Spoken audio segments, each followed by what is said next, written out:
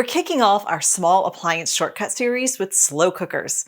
Today, we'll explore what a slow cooker is, why it's such a useful kitchen tool, the best foods to cook in it, and finish with an easy, tasty chili recipe you can try at home. A slow cooker, also known as a crock pot, is an electric countertop appliance designed to cook food at a low temperature over several hours.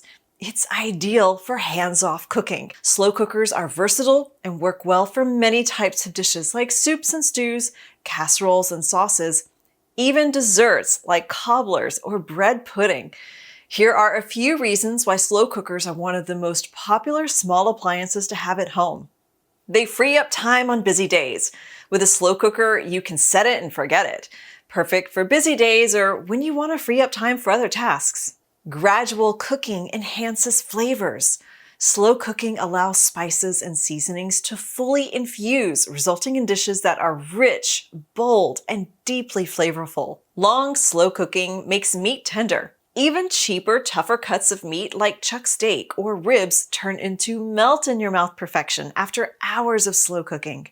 They use less electricity than a stovetop or oven.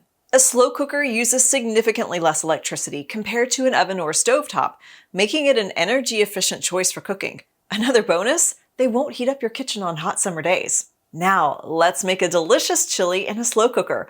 We'll start with 1 pound of ground beef or ground turkey, 1 medium onion diced, 2 large garlic cloves minced, a few pantry basics, 1 15-ounce can of red kidney beans drained and rinsed, 1 15-ounce can of diced tomatoes, not drained, 1 small 6-ounce can of tomato paste, 4 cups of low-sodium beef broth, and half a cup of frozen corn kernels.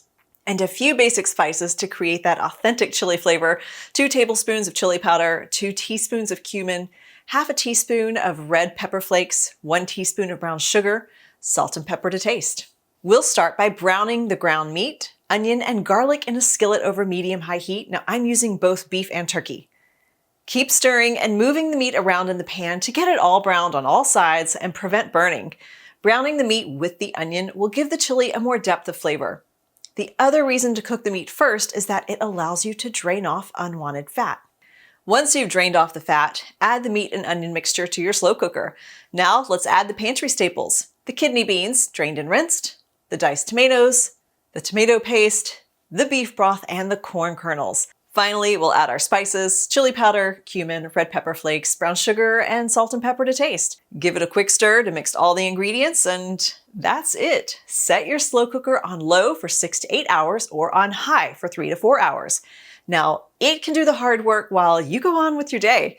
After hours of slow cooking, your chili's ready to serve. Give it a final taste and adjust the salt if needed.